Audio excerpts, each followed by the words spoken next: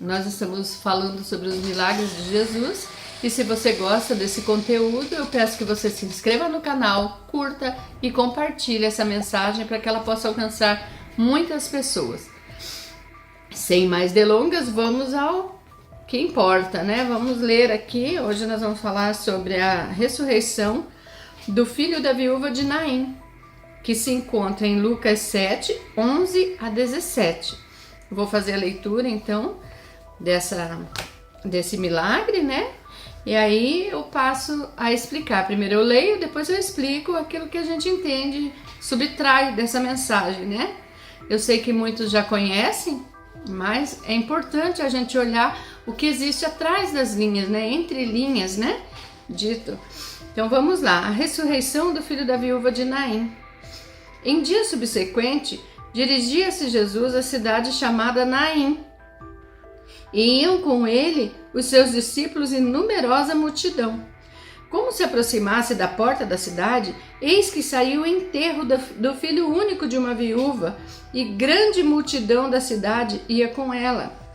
Vendo-a o Senhor, se compadeceu dela e lhe disse: não chores.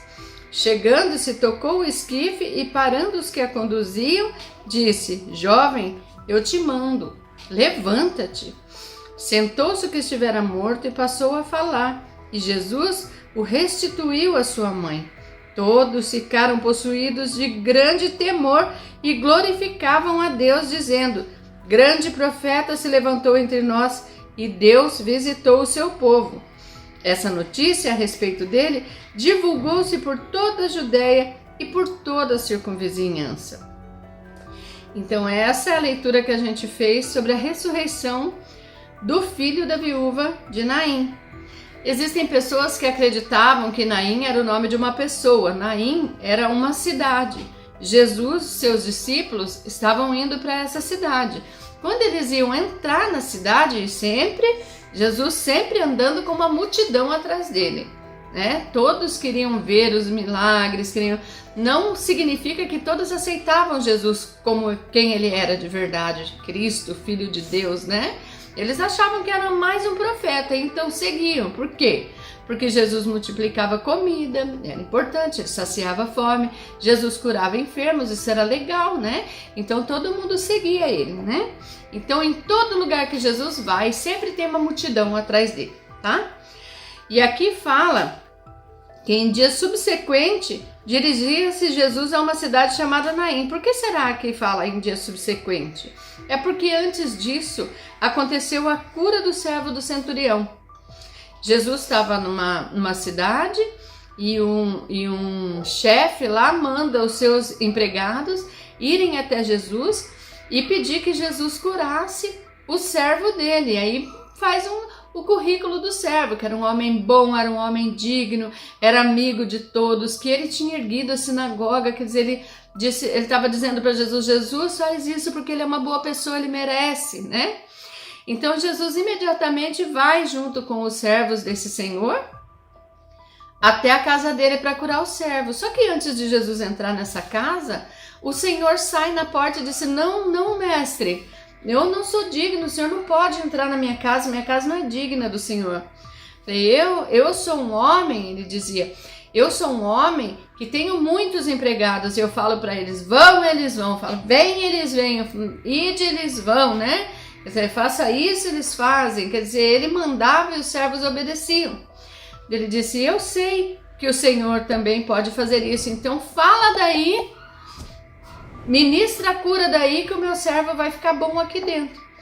E Jesus vira para a multidão e fala que nem em Jerusalém ele viu uma fé como aquela. Quer dizer, o homem tinha fé, sabia que ele não era digno, né, de que Cristo entrasse na sua casa, como todos nós podemos dizer que nós não somos, né? Cristo nos salvou pela graça, pela misericórdia.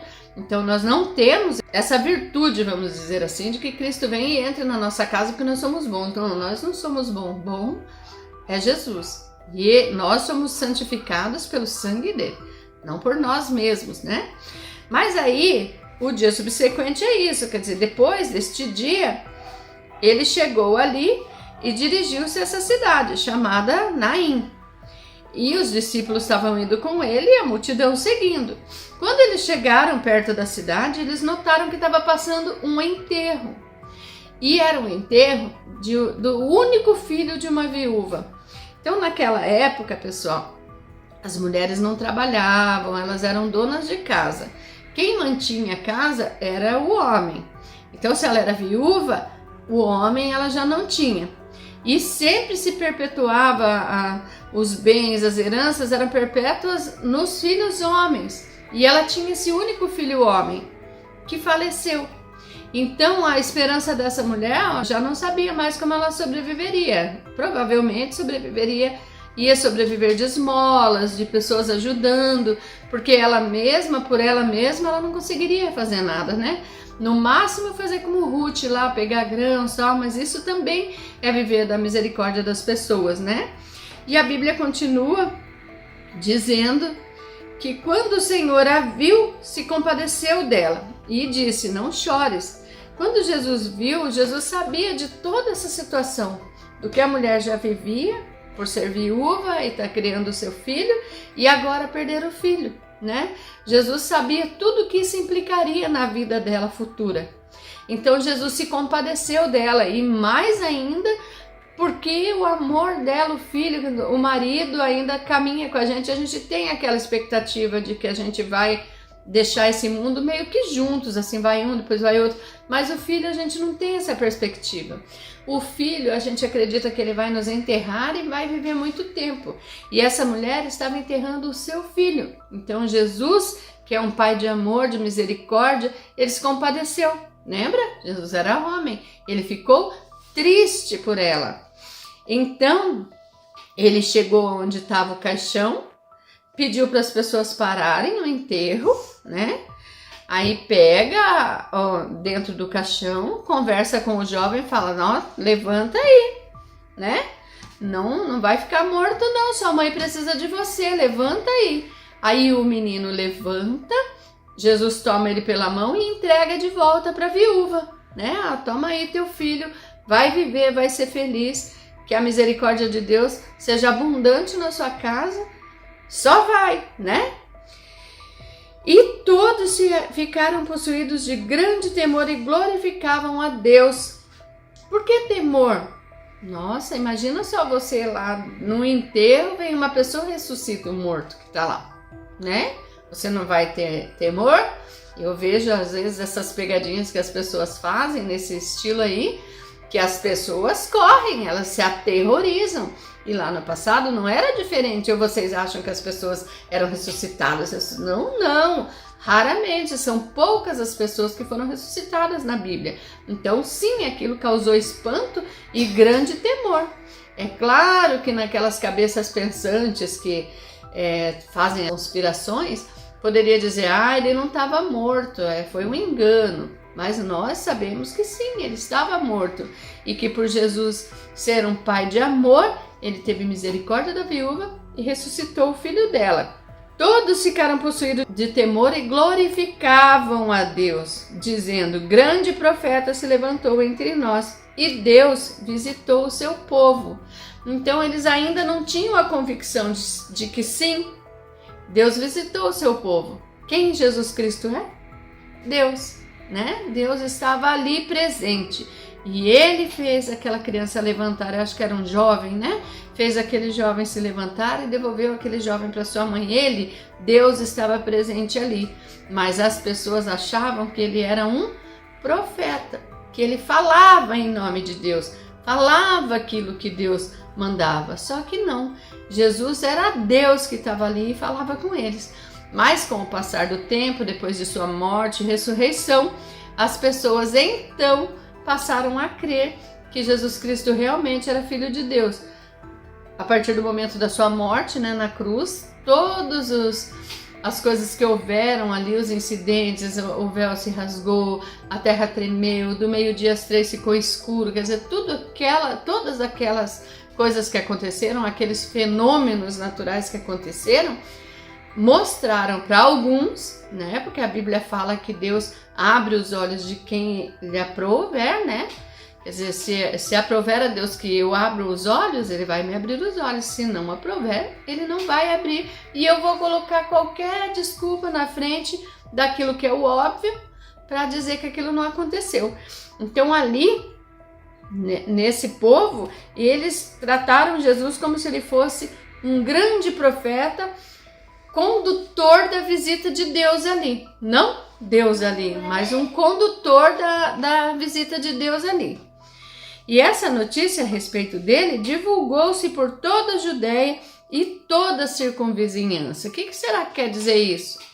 Judéia era a cidade onde moravam os judeus. E a circunvizinhança eram as cidades vizinhas que foram alcançadas, quer dizer, um contou para outro contou para um, e assim foi, e aquilo passou para conhecimento de todos. E hoje, né, graças à Bíblia, graças a Jesus, né, que veio e salvou a gente também, porque o povo de Deus era o povo dos hebreus, nós judeus, né? A gente não era um povo escolhido, mas através da morte de Cristo e dessa não aceitação de alguns, porque muitos creram, né? Muitos creram, mas alguns não. A Bíblia fala que Jesus veio para os seus e os seus não aceitaram. Só que isso já era um propósito de Deus. Deus já fez isso sabendo que a gente ia ser alcançado. Então esse Deus de glória, majestade, poder, honra, este Deus estava ali, presente com eles. É um Deus de amor? É. Ele se compadeceu da viúva. Ele deu de volta o filho da viúva para ela, para que ela tivesse um futuro garantido, né? Para que ela não ficasse como uma indigente. É como hoje uma criança órfã. É a mesma situação. Vai ter que viver em algum lugar de caridade de alguém. Essa seria a vida dessa viúva. Mas Cristo não permitiu isso. Cristo transformou aquele mal em bem. Todas as coisas colaboram para o bem daqueles que amam a Deus. Então, com essa palavra eu encerro dizendo: você confia em Deus? Você acha que Deus pode transformar a sua vida através de Jesus, por intermédio dele? Eu digo para vocês que sim. A próxima parábola que eu quero conversar com vocês é sobre a oração, né? A oração é uma ferramenta muito importante que nós temos nas nossas mãos. As pessoas dizem assim às vezes: Deus sabe todas as coisas. Você não está dizendo que Ele sabe todas as coisas, então Ele sabe do que eu preciso. Sim, Deus sabe do que você precisa, mas Ele mandou você pedir.